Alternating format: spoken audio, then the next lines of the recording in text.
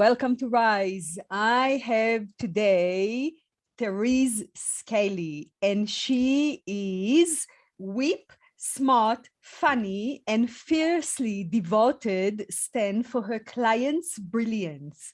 Therese mentors mission-driven leaders and entrepreneurs globally who are ready to bust shame, clear blocks, and live their best life without apology.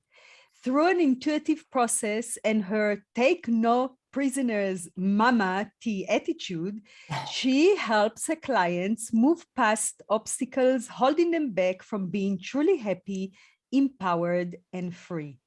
Therese is a former therapist turned mentor who lives in Arizona with her sweet pup and the dots on her two grown boys, Danny and John. When she isn't working with clients or cooking up a storm in the kitchen, you can find her on the road on the back of her boyfriend's motorcycle, living life to the fullest. Welcome, Therese. Thank you. I'm so happy to be with you for this. This is such a worthy summit. I'm so glad you're bringing this to people. There's nothing more important than this. So thank you for having me. Yeah, thank you for acknowledging that. I second what you said. I think that especially in these times of transition now, where really collectively we can feel trauma in the air, right? And this is new trauma on top of a lot of layers of trauma that people were kind of pushing and suppressing and being busy with their daily lives and, their comfort zone work that maybe they don't really like. And right. And all of a sudden, these unprecedented times made all of us stop and rethink and kind of reevaluate our life. And I know that many people pivoting from their careers, from their work jobs, starting working from home, starting making huge changes. And this is why I'm so happy to have you with us today, that you can really guide us through, first of all, how trauma blocks us from the income that we would like to create and the impact and the success and the fulfillment, right? Yes. And what to do about it. So this is very important because we all need money. This is just the reality of things, right? Sure. We need and we want, because the need is for the basic needs that we need to meet, right? We all need to eat and live under shelter and be clothed and all that. But these also, we all have desires, we all have dreams, we all have wishes, and we really don't have to settle and compromise for little because trauma is in our way. So, right? So yeah, let's dive in. Okay. Well, I do want to say, the title is about income and impact, because some people are extremely money driven and they have a lot of goals around finances and building wealth. And some people don't care about the wealth. They want the impact. They want to make a difference, right? And so I wanted to include that. And I just want to speak that in the beginning, because, if you're sitting here going, well, I don't need a 6-figure business, but I want to help, right? So this is also for you. So it's income and impact, because both of those involve you getting yourself out there in a bigger way. And here's the thing, when you've had trauma, it's a heck of a lot harder. It is so much harder. And so how about if I start with a story? I'll start with a story that will illuminate what happens, right? So I was running, so I'm a business coach now, but I started as a psychotherapist. And so I work with people on their businesses, but everybody comes to me to clean up their energy and for their psychology. You know what I mean? It's like, I get, you are in a business, but I do so much inner work. So this is a funny story, because I was doing a group coaching thing on Zoom, and I didn't know this woman much. So I didn't know her backstory at all. I'm just going to call her Sarah. And Sarah was a newer business owner and wanted to get out there, and she was massively confused. And so I'm sure your readers or your listeners will, I use a pendulum a lot, right? I'm an intuitive and I can just tap in. And so I get this guidance and I say, Sarah, what was your birth story? Now, I just think it's funny when I'm like trying to build somebody's business and I'm guided to go back to the womb.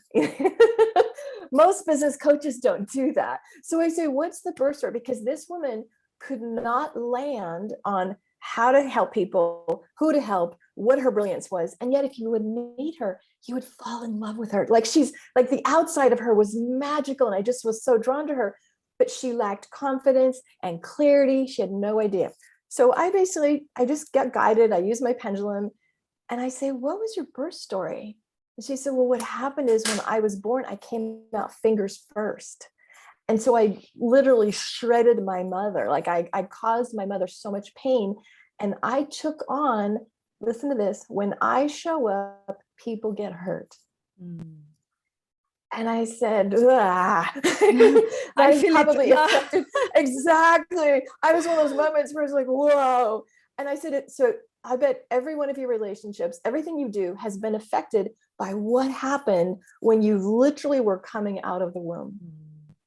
When I cleared that, number one, I could find it. Most people don't know how to do that. But when I could clear it for her, the next week, she's like, okay, this is who I'm serving. This is how, she was super clear. And that's an example of if you have either unhealed trauma, or usually often not even, you don't know your birth trauma or your origin story. Those things unconsciously block you from doing the work you're supposed to do. So I just thought I would start with a story because it's so freaking powerful. The way trauma gets like paired with everything we want to do. You know, as a breath therapist that have led and assisted and guided so many groups where people breathe, and it's not even directed to the birth as such per se, but so many people go through their birth trauma because that's a trauma for so many. Yes, and I have seen again and again and again people connecting all the dots, and they realize exactly as you said how their birth story set up the tone for their life and keep perpetuating their thinking, their behaviors, their actions, their beliefs. And I've got so many stories about birth and life. I mean, I could write a book, literally. So yes. Beautiful. Well, I think trauma, when people think of trauma, they go, well, I wasn't raped and I didn't survive a house fire and I wasn't in a hurricane. It's the little T traumas sometimes, right? And those add up.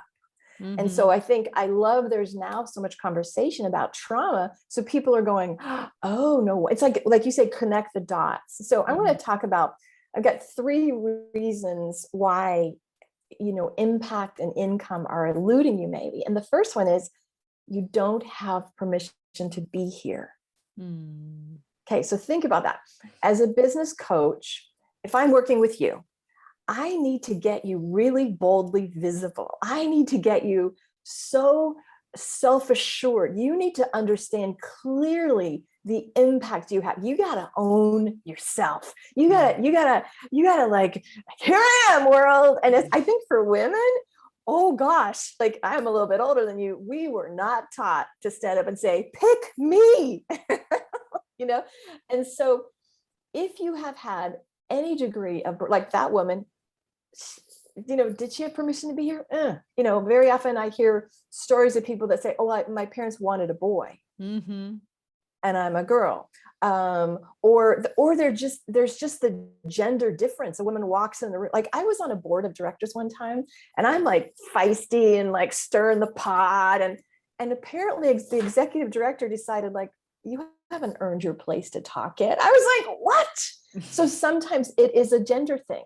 Like, so when you walk in the room, do you, as a woman, a fully sovereign person, is there a little piece of you that apologizes for, or checks for permission? Like, is it okay? Is that all right? Is it okay if I say that?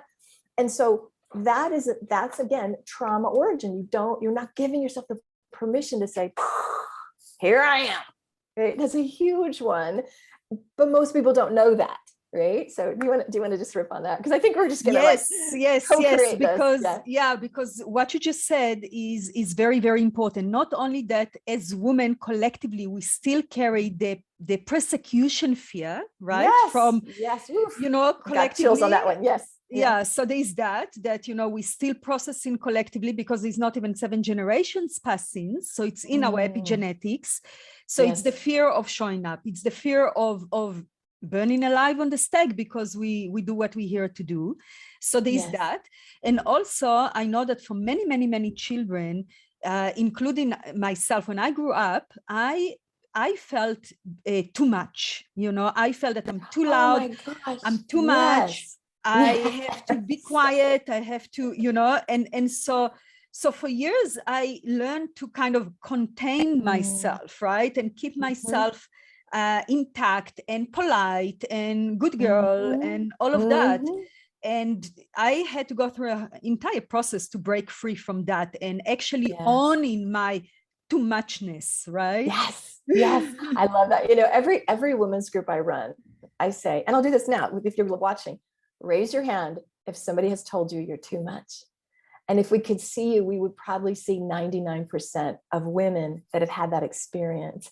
And that is, you know, sometimes it's just dysfunctional family stuff, sometimes it's patriarchal stuff, sometimes it's whatever it is, but that lives in us. That lives in us. And so if you don't have permission to be here, and so just, you know, one quick way, because I'm going to talk about what's the broken parts of it or where the challenges are, and then I'm going to talk about ways out. But I want you, as you're listening and watching, to track this. So if I just literally ask your body, because what happens, and you know this, if I ask my brain, my conscious mind, which only is responsible for like 5%, right? I'm like, of course I have permission. I've got a master's degree, blah, blah, blah, right? Our brain lies to us. Ask your body. Literally just tune into the energy of your body. Ask the younger parts of you. Ask just the ancestral parts that are hanging out. Do I have permission to be here? And you might be surprised. And if you ask your body, you might get It's like, oh no. So that's it. So the second one is the reason you're blocking your impact and your income is that you don't understand the value that you bring. Most of us, like, so, you know, you've heard the term unconscious competence. Like, I'm brilliant. Like, I'm a freaking rock star at what I do. But if you give me a spreadsheet, I will feel like a third grader. Well, they probably do spreadsheets better than I do. So I look at something that's really hard and I just go, wow, people that can do spreadsheets. Wow. And yet what I do, I'm like, yeah, because it's easy. And that's the thing. We still have in us the puritanical work ethic that if it's not hard, if it comes easy, it's like, I didn't earn it, right? It's suspect. And so, Endor, you know, you and I are in the same, in that we teach transformation. You know, if you're a plumber, you know, like, well, boom, the pipe got cleared. If you are in the healing arts or transformation, it's really intangible. It's harder to talk about. It's harder to concretize. The results aren't, you know, you snake a drain and the clog's gone.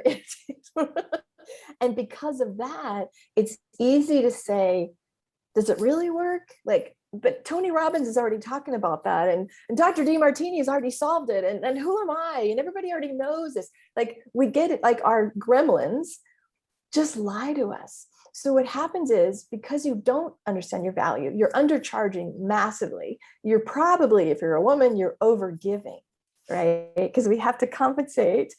And you're not taking a stand and saying, I'm the best person for you I can solve this problem for you. Because you don't get it. You're like, well, maybe you should. Like, I teach selling a lot, and I love to teach selling for women because it's so hard to sell ourselves. So maybe you want to share about anything you're bringing up about you don't get how meaningful your work is in the world. Yeah, what you just talked about, I like to give it the term the golden shadow, right? It's it's the shadow, you know, to differ from the shadow that is maybe, you know, the things that we like less and harder to love and all that. The golden shadow is actually our talents that are such natural for us that we dismiss them. We don't appreciate and value them, as you said. Exactly. Yeah. You know, the one way that this kind of to flip on this, a friend of mine introduced me to a friend of hers, and I was telling her what I did, and she looks at me, she goes, "Oh my God, I've been praying for you." And I just thought, oh, what a lovely lady. She prays for strange people. She goes, "No, you don't understand. I didn't know that somebody was out there blending business and spirituality and soul work. And so here's what I need you to hear, my beautiful people listening. There is somebody praying for the thing that you have. You literally, ooh, I can feel that in my body. You are an answer to somebody's prayers. How dare you play small?" Like, so for me, I'm willing to walk through the freaking fire. I will turn myself inside. I will surrender everything. I will do all the painful as hell work because I am an answer to somebody's prayers. I know that on a soul level. So how dare I say, but I don't know if I can say it. Shh. So you kind of have to be in battle with the small self or the old self or the cultural conditioning or the gender, blah, blah, blah, blah, all the stuff, all the layers that we swim through, and understand that you are an answer to somebody's prayers. Absolutely. And when you realize that your mission, your purpose is so much bigger than you, it's so much bigger than your insecurities, than your little self that kind of, you know, afraid from judgment and afraid from criticism and afraid to fail. And when you understand that you are, as you said so beautifully, an answer to somebody's prayers, then it gives you no other option but to show up and do it, even if it does not feel perfect, right? Because perfect is a problem. Perfect is right. There is no perfect. So it's really just a stumbling block on your way. That's right. Right. And also imagine yourself 20 years ago. If you could meet yourself today. Oh my gosh, that's brilliant. Right? Yes. And have a 10-minute or, you know, an hour sitting with your youngest self and giving her advice for the journey ahead for the next 20 years. What benefit could you bring into her life? That's brilliant. That is exquisite. Right? Absolutely. Absolutely. Really good. Well, the third way you're being held back with income and impact is because you're still being driven by what I call trauma response. I can tell if something happens when literally my physiology gets jacked, my brain gets hijacked, and I'm not this sovereign being full of, you know, love and light. I'm like, oh my God, oh my God, oh my God. So what happens is if you have experienced trauma, your brain, that often it's a set point. And what, at least for me, what that looks like is the ruminating of what could possibly go wrong. Like bringing up the fearful feelings, feeling the shame, feeling constriction. Here's the difference you can tell. Are you in expansion or constriction? Right? Are you like, oh my gosh, I'm a yes to that? Or, oh my God, that's going to be hard. That's going to be scary. Like you said, what if I get judged? What if it doesn't work? And you start spinning and you get smaller and smaller and smaller. And so the challenge is most people don't understand that. Most people, like a lot of the work I do literally is interrupting brain patterns, just like, stop. Okay, did you hear that thought there? Did you see how okay, stop. We're going to redo that one. But if you're not aware, if you're not like constantly watching and monitoring your thoughts and in your body and your energy, you're gonna, I call it collapse, right? So I could work with you and I could give you this brilliant strategy and you're like, yes, oh my gosh, I want that. I can do it. And then by week 2, it's just like, oh, we just, because our gremlins, energy, whatever word you want to call them, get in the way. And so it's like we keep stopping and stopping and stopping and stopping. And as long as you keep getting up, you know, you're still in the game. But imagine if you weren't hijacked by all that. Sometimes it's literally a physiologic response. Sometimes it's emotional responses. And for me, I love to talk about shame because it's so insidious. Like shame is unfortunately the outpicturing of trauma. It's what's left of the trauma, and the shame is the lie of I'm not enough, I'm defective, so I have to get another certification, and I got to get another degree, and I got to get another, and so you're either dealing with the after effects of shame that tell you you're never going to be enough, so you're on the hamster wheel filling it, or you're literally in the physiologic shutdown, or where your brain is just hijacked and in this whole other scary room that you don't want it to be in. So those are some really significant things that slow you down. And what I know is, unfortunately, people want, like everybody should work with you or I. They just should, but what they do is they go, oh, I just need a new website. Oh, that's what I'll do. Oh, you know what? I need better photos. Oh, I need more Twitter followers. I just got to get my social media. And those things are all important. And I'm not saying they're not, but very often it's easy to work outside of you and try to fix the things, make the house pretty. But if you've got, stinking house on the inside, like if your basement's rotting, it doesn't matter if you plant roses, right? And so you're at risk of trying to fix the wrong thing. So you always want to look at, what's the pattern here? What do I keep hitting? Where's the walls I keep hitting? Where do I keep stopping? And that's the work. So when people say, I'm not working on my business, I'm like, oh yeah, you are. It doesn't look like the hustle and grind that's here, but you are absolutely working on your business when you're healing your traumas. So yeah, I love it, because I really believe that, our sacred purpose, and I'm not saying there's only one thing that we need to do. No, yes. we have the choice to create it, to co-create it, and to express it in many ways, but we still have a soul purpose. And and that sole purpose is keep knocking on our inner doors for attention. It does not leave us away. It will not just, gonna go away and wait until the time is right, or it keeps knocking, and we either hear it sometimes, in a moment of clarity, in a moment of connection, we might hear it very loud, and and I mean, our soul wants to follow that, right? So we've got that inner yearning to do something. And I think that each and every one of us have that yearning to do, to create, to make an impact in some way, in some form.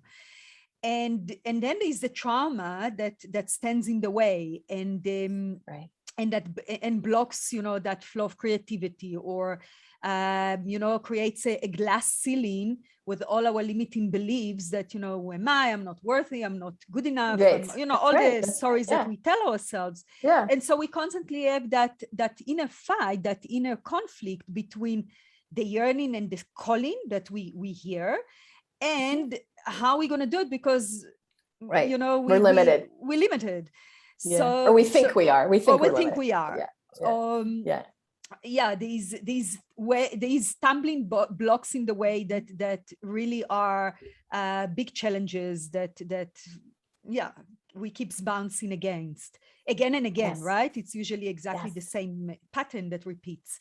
And so really the journey of self-development, as I see it, of our soul journey on this earth when we incarnated in this body, is to really work through our traumas and through our own experiences, so we can break those glass ceilings and we can show up fully to embody the fullness of our being. And and this journey is super unique for each and every one of us.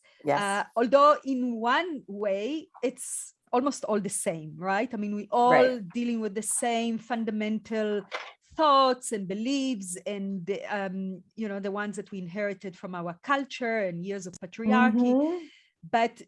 But we still have the thread of our unique life and our unique experiences. And so often our mess is exactly our message. So well said. So well said. Absolutely. So let me talk about some of the ways out. So I've got two pieces. So I'm just going to give some concepts, and then I want to do like a meditation visualization. So one of the ways out, strange as it may seem, is to find the gifts. Like, I was a therapist, and strangely in the middle of, I was a therapist, and I discovered as an adult a repressed sexual abuse memory. So I didn't know it until this weird thing happened. I'm like, oh my gosh. It kind of destroyed a lot. Like, it's probably ruined my marriage. It because I was so traumatized, and it created a whole lot. And then a few years later, when I was sitting across from a woman who was sharing a story about being sexually abused and remembering that, I was like, oh, I can be with her. I really can. I know what it feels like to it's such an existential crisis of like, holy shit, how do I now make sense of this? And it was not clinical knowledge. It was not what I got trained in school. It was not the books I read. It was, I have walked this journey in my own life. So there is a gift that I can be with you in this journey. There's always a gift. There's literally always a gift. So one of the things that I like to do is to bless it all. Bless it all. Bless the shit, bless the messy, bless the good, because like you and I have the same beliefs. We all chose this. It's not like I can sit back and go, hark, I am such a victim. I can't believe, oh, no. Well, and you're in the middle of it. It just feels like I can't believe this is happening. And yet, when you kind of elevate to the higher picture of it, it's just like, whew, okay, there's a reason for this. And if you're connected to the soul, it just is, right? So find gifts number one. Decide to bless all of it. That's the important thing. Like, I could look back at my life. I seriously have had boatloads of trauma, and it didn't just end as a child, right? Like, my dog got killed suddenly 6 months ago. I mean, like, it doesn't end. It's not like, oh, well, that was just a childhood thing. It's ongoing. So the next one is know where the trauma still affects you. Okay, I'll give you an example. You referenced in the bio that my boyfriend has a motorcycle, and which to my children hate that. They're like terrified that their mother is, that's a point of contention. And this weekend we were in a parking lot and we were on the bike, we were turning, and the bike dropped.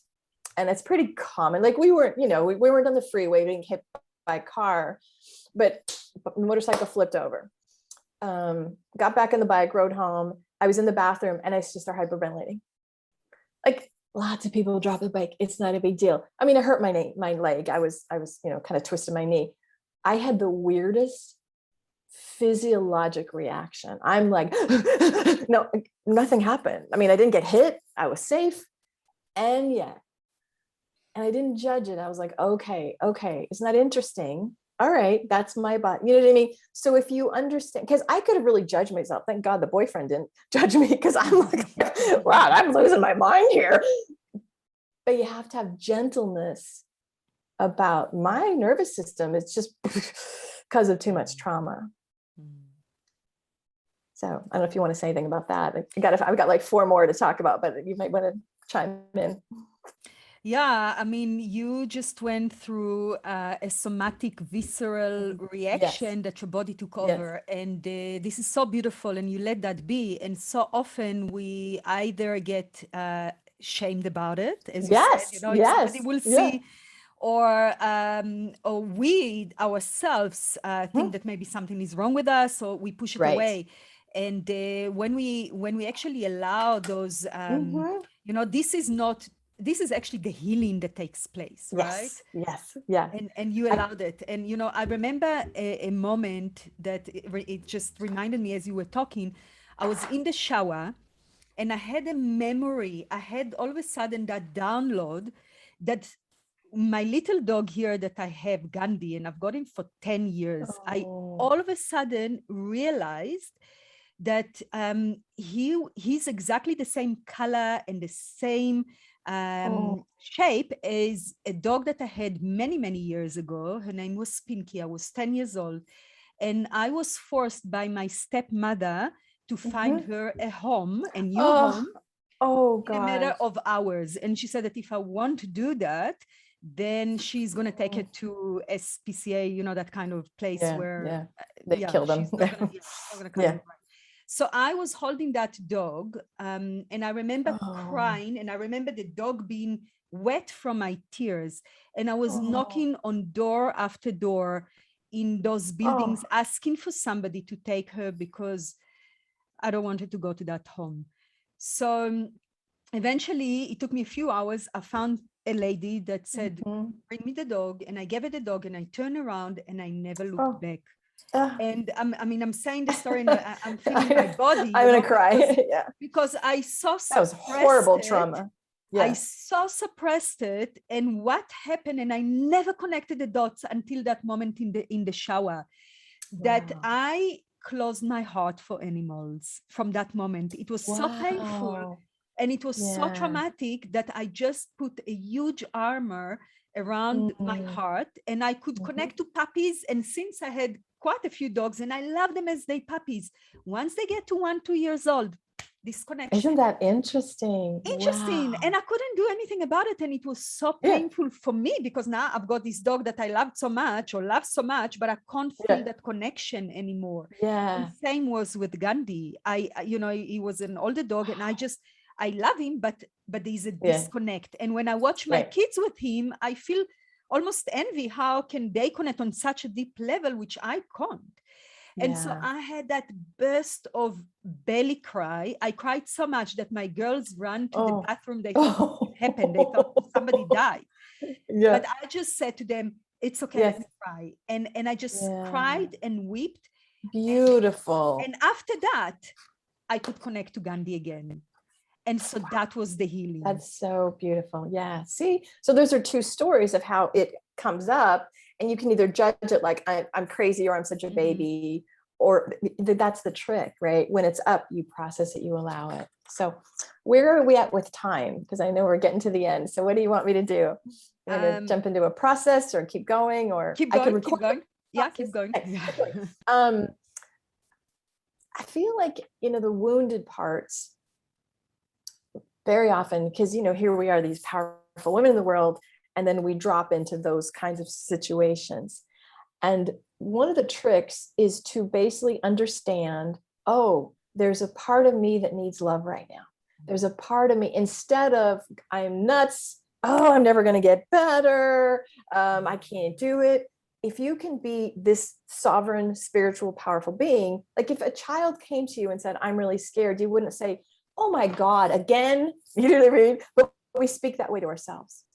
And so sometimes we have very specific memories. Like I'll say, okay, like I use a pendulum. So I'll say to people, whoa, what was going on when you were 7? I can pinpoint it. But sometimes if you're by yourself and you have an overreaction or an underreaction, in your case, freezing with your dog is an underreaction. Or if you're flooded with memories, or you're just not right, just like show me the part. Literally show me the part, because your unconscious will guide you.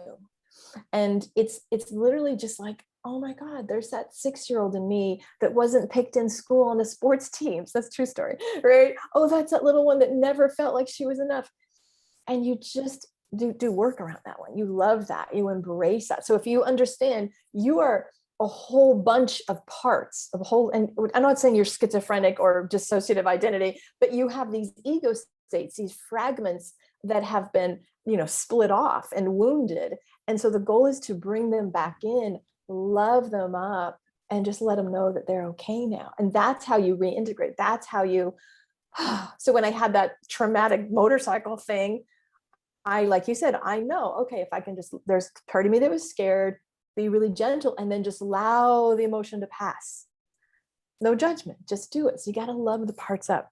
And then the next one, 2 more, forge a new identity.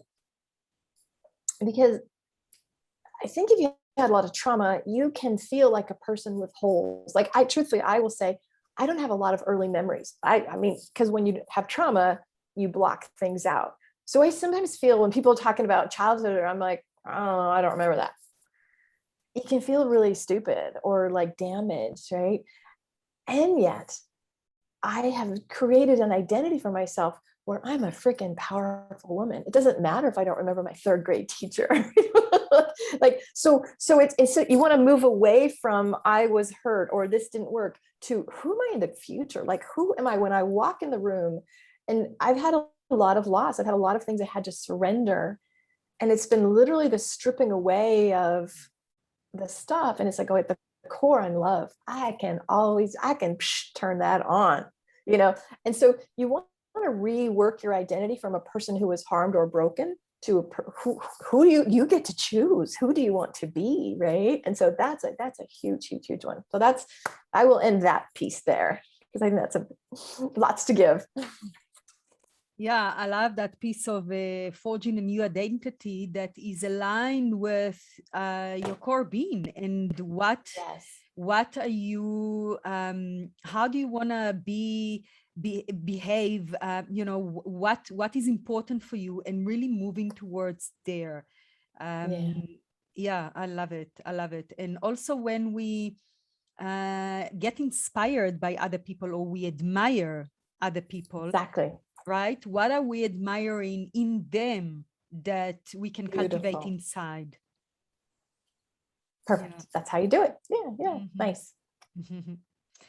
Right. So would you like to take us through this process? I would love this. So this is, you know, how I talked about, again, how I talked about you have to find the part and love the part. So I'm going to do that now with you. I have a little script here for myself. So let me get organized. Okay. So I'm going to just say ahead of time, some people are very visual and I'll say, you know, find the part. You might literally see the little part in front of you. Some people are not so much. You might get a sense of the energy and mostly just trust because you're unconscious and your spirit knows exactly what it's doing. We don't want your mind to go, oh my God, is it 3 or is it 7? I didn't get out. You know what I mean? Like, shh, get your brain out of it. So, okay. So this is, make sure you're not driving. This is going to be just a short, this is a release process. And this is such a powerful thing because we carry so much stuff in our bodies. And so just allow yourself, get yourself in a very comfortable place. Make a decision right now that you're going to receive exactly what you need to receive. Beautiful. And so just taking a moment, breathe in deeply and breathe out and imagine just let go of the day, let go of the stress. Breathing in peace and comfort. Breathe out any resistance. There we go. Nice. And I want you to imagine from the top of your head, a light that literally comes through and creates a cylinder of light all the way down into the bottom of your being, all the way through the chakras, all the way down to your root. And just imagine that filling up. So you are filled with divine light. There we go. Nice. And so I'm going to ask that you are guided to find an age or a part or a situation that is carrying a great deal of shame and pain and trauma. And you don't have to relive all the emotions. I want you to imagine that you're sitting and in front of you appears this part, this younger version of you. And you might see very much detail. You might just see just a sense, the knowing that it's there, but just ask your unconscious to show you that part. So in front of you is the part of you that's carrying all these feelings, that was harmed or experienced the unimaginable. And from a distance, I don't want you to be that part. I want you to notice, what is this little you feeling? What decisions has this part of you made about yourself? What's its self-concept like? And most importantly, what does it believe about its future? And so just notice that, okay? And I want you to let it know that you're here for it. You, the wiser, the more mature, the one that survived, the badass self that you are today, you are here. And I want you to invite any other beings of light in. You could have angels or guides or guardian angels. You could have beloved pets or family members, living or dead. Anybody that you want in your posse to be supportive. You're just going to have them stand behind you. So this little you has this whole crew just to help this process. So what we're going to do now is we're going to release that trauma, the wounding, the pain, the beliefs. And some of you intuitively and instinctively know how to do this, but if you don't, I want to tell you that you're way more powerful than you know. You need to hear that. You can command this gone just by setting the intention and just by making the decision that you are no longer willing to have this other energy be in that little person's body. You don't have to have healing techniques. Just follow my prompts, okay? So I want you to imagine that that little part of you can take all the pain, the trauma, the decisions, everything that happened to it, and you're going to have it literally like flick its hand. So you're going to basically say all that stuff in you. Imagine if your hands get wet, you can just like flick it off. So I want you to help that little you just flick all that, and it's going to fall into the Mama Earth and it's going to be transmuted. So we don't have to worry about where it goes or what happens to it. It's completely safe, but just help that little person. You're just going to just get it by shaking the hand and flicking the fingers. It's just like, it's gone, it's out, it's going. So as the little part's doing that, everything that is not yours, go now. Breathe that in. All the pain, all the shame that you took on from others, go now. Any fear, any doubt, any part of you that is lacking trust because you were harmed, go now. There we go. Keep doing that. All self-hatred, any places that you judged yourself for being bad or wrong, go now. Any part of you that gave up hope or can't see a future for yourself, go now. You flick that away. Whew, I can feel that leaving. Any part of you that believe that you are unworthy, go now. And anything you are carrying from your ancestors, any generational trauma, any epigenetic trauma, anything that you have brought in with you that you're unaware of, that is not in your highest and best, go now. And now I want you to notice what is happening to this younger you. And I want you to imagine you can walk up and you're going to hold it in your arms. And then I'm going to invite Mother Mary, the divine feminine. She's going to wrap around you and hold you. There we go. Ooh, I can feel that. And just feel that wonderful divine mother healing energy just coursing through both of you. There we go. There we go. And just breathe into this. Nice. And I want you to take another couple breaths. And for this little part, ask it if it's okay to live in your heart. Ask it if it's okay to just, it's safe in your heart. Just see if it will just reside in your heart so you can care for it and check on it. And when you've done that, take another deep breath. And then come back.